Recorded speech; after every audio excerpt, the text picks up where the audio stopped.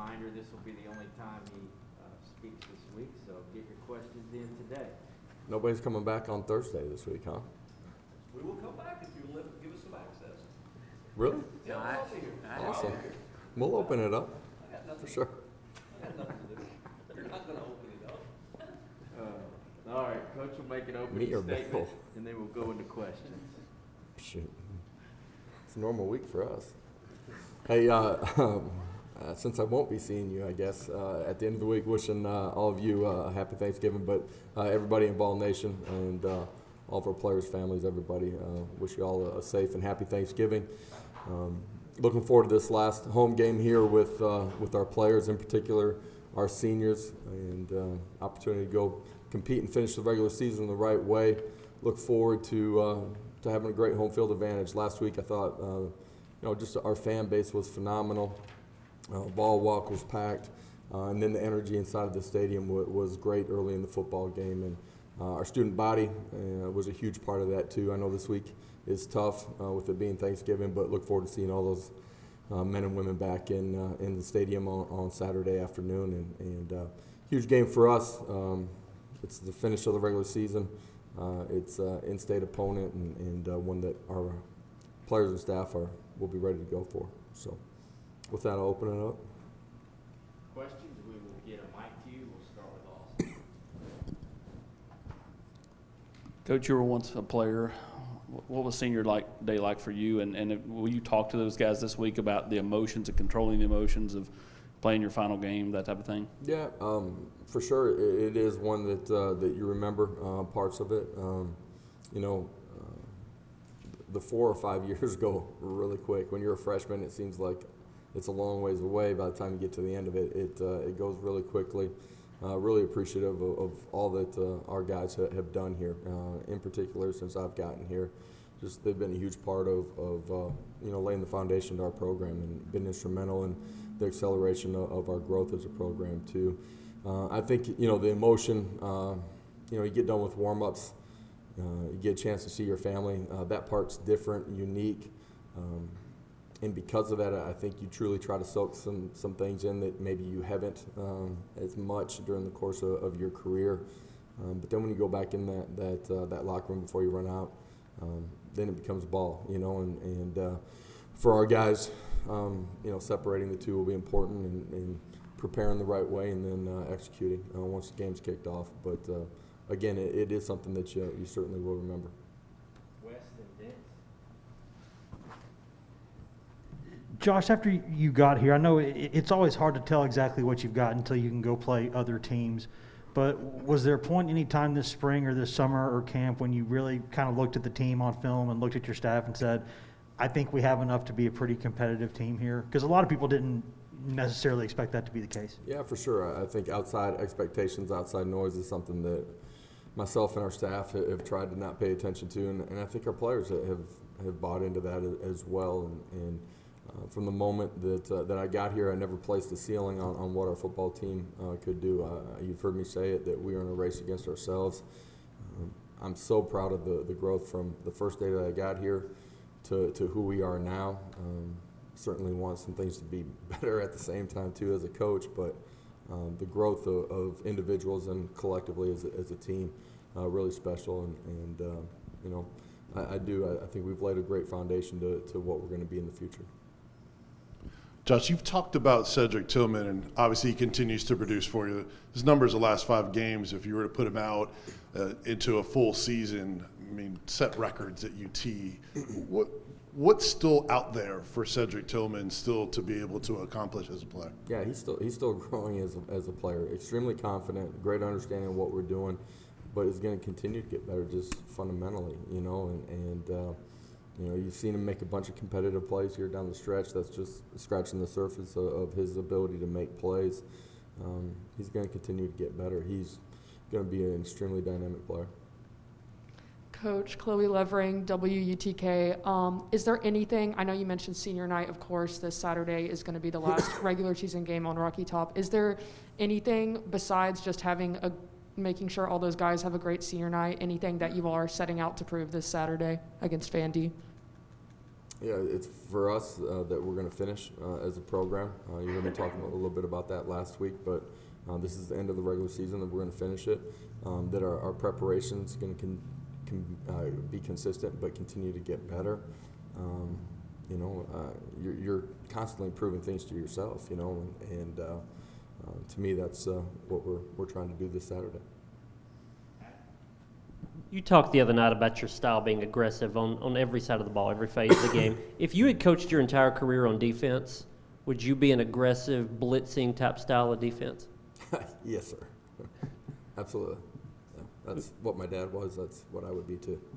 And since your identity has been so tied to offense, sometimes head coaches with an identity on one side of the ball have a hard time knowing how much influence to put on the other side of the ball. How did you figure that out about how much to stick your nose on the defensive side and how much to pull back? I think it's, my experience being around the game with my dad and being on the defense side of the ball. I think it's really important that you hire great people and then, set the parameters of what you foresee of, the style of play that you want to have, and then you got to let guys do that, and got a tremendous staff.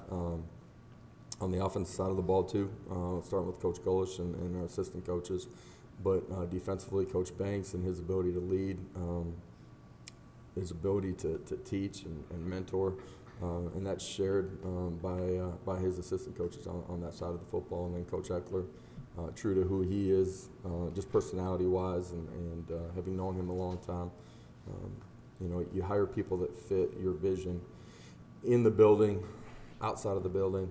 And then you gotta let them grow. Eric, then Patrick. For Patrick, go ahead. Coach, it's senior day. You got a couple of seniors on the defensive line that have only played in 4 games, and Latrell Bumpus and Aubrey Solomon haven't played in a few weeks. Is that a red shirt situation for those guys? I don't believe so. No. Okay. It just kind of a follow up. Kayron Calvert got back in the game late the other night. Just what does it say about him for all the injuries he's gone through in his career to work his way back? Young guys that's been banged up a bunch during the course of his career. Obviously, this season was cut short early. Fought and got himself in a position to get back on the field. It was awesome to see him get an opportunity to play, and a lot of our guys on our roster. Those are unique times that those people remember too.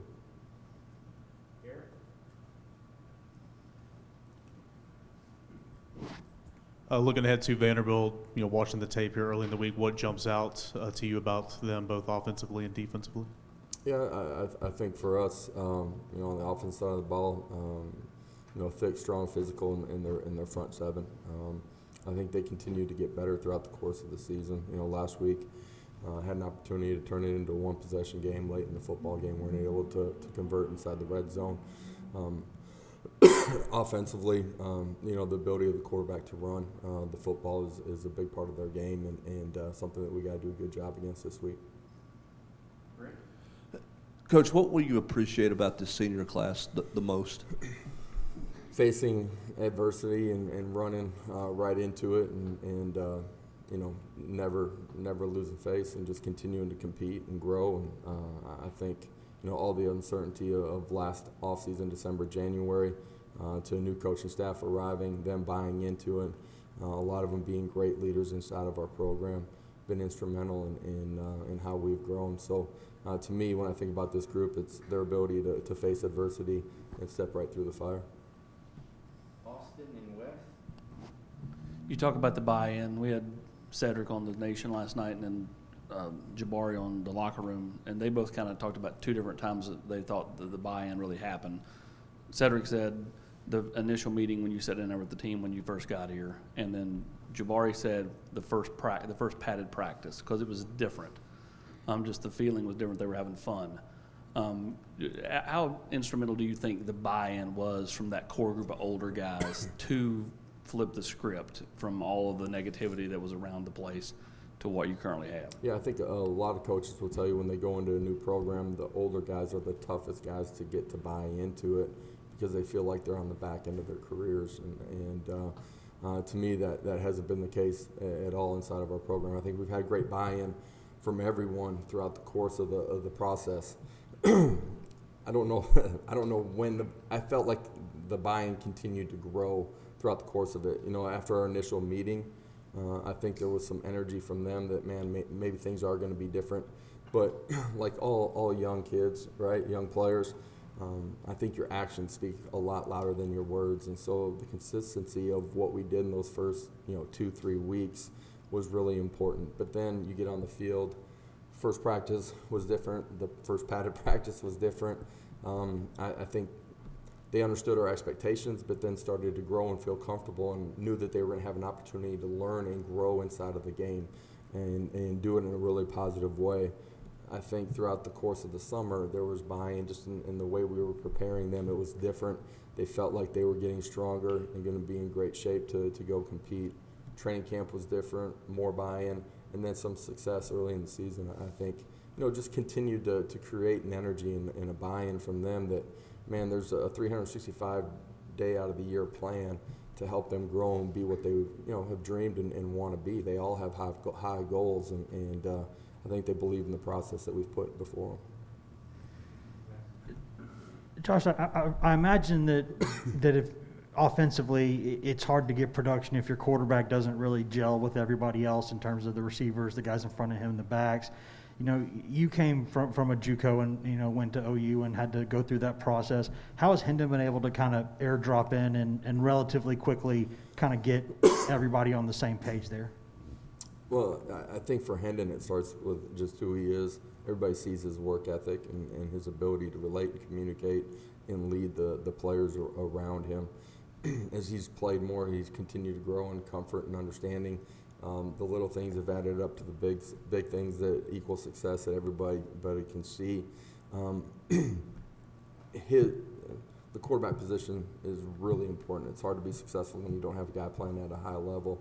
At the same time, it takes 10 other guys around him for him to maximize what he's able to do. And I think, our players have continued to grow. You guys have seen us incrementally get better throughout the course of the season.